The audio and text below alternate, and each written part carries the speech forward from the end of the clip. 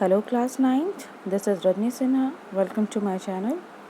हम कर रहे हैं the fundamental unit of life के एक्सरसाइज, और आज हम एनसीईआरटी का करेंगे एक्सरसाइज 5.2.1 पेज नंबर 61 का। So third question is how do substance like carbon dioxide and water move in and out of the cell. Discuss. Question पूछा जा रहा है कि कार्बन डाइऑक्साइड जो कि एक गैस है एंड वाटर मॉलिक्यूल्स कैसे एक सेल के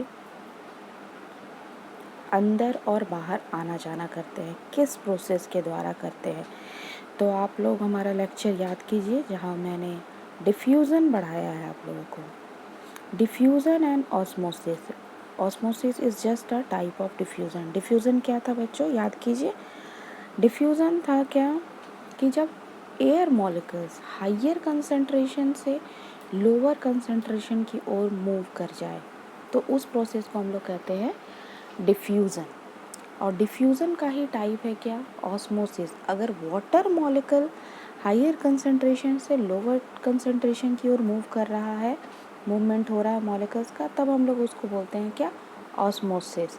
तो ये भी सेमी परमिएबल मेम्ब्रेन सेल में होता है, डिफ्यूज़न भी सेल में होता है। ठीक है, तो आपको बस याद रखना क्या, एयर मॉलिक्यूल्स है तो वो डिफ्यूज़न के प्रोसेस के थ्रू होगी, वाटर मॉलिक्यूल है तो वो ऑस्मोसिस प्रोसेस के थ्रू होगी, है ना।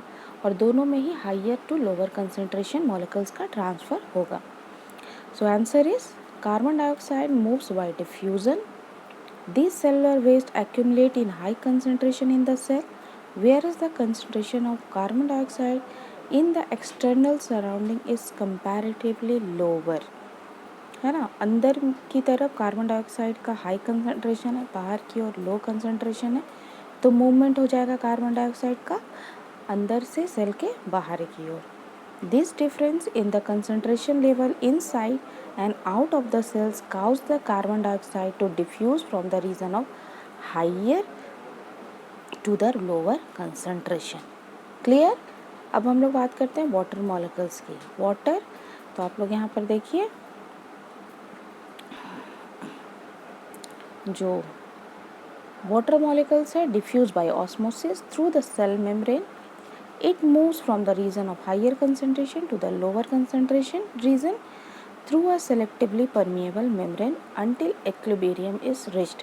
जब तक दोनों तरफ मॉलिक्यूल्स की संख्या बराबर नहीं हो जाती तब तक ये मूवमेंट होता रहता है हायर टू लोअर की ओर। ठीक है बच्चों, इससे रिलेटेड जो वीडियो है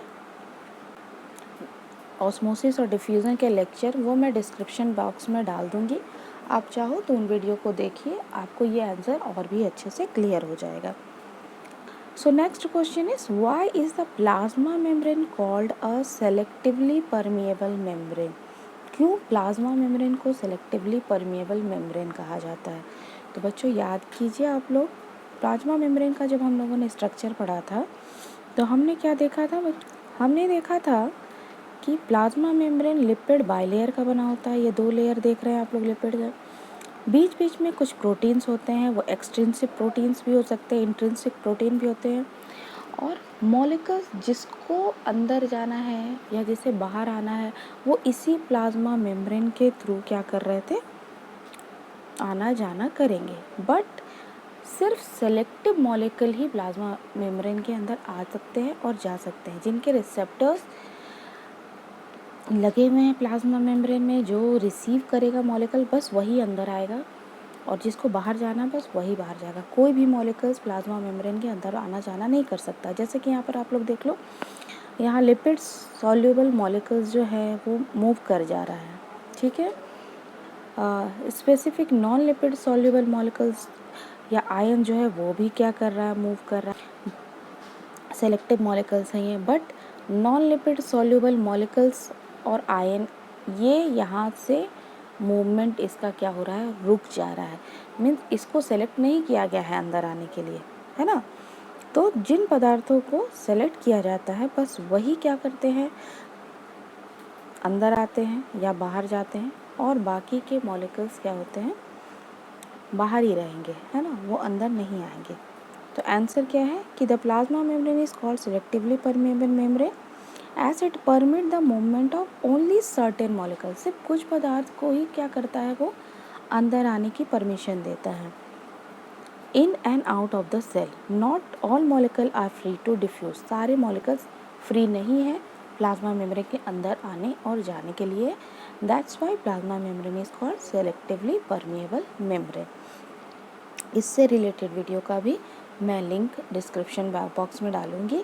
अगर आप लोग बहुत अच्छे से क्लियर करना चाहते हैं आंसर को तो आप उस वीडियो को देख लें। ठीक है बच्चों, अब नेक्स्ट वीडियो में हम लोग देखेंगे एक्सरसाइज 5.3। Thank you.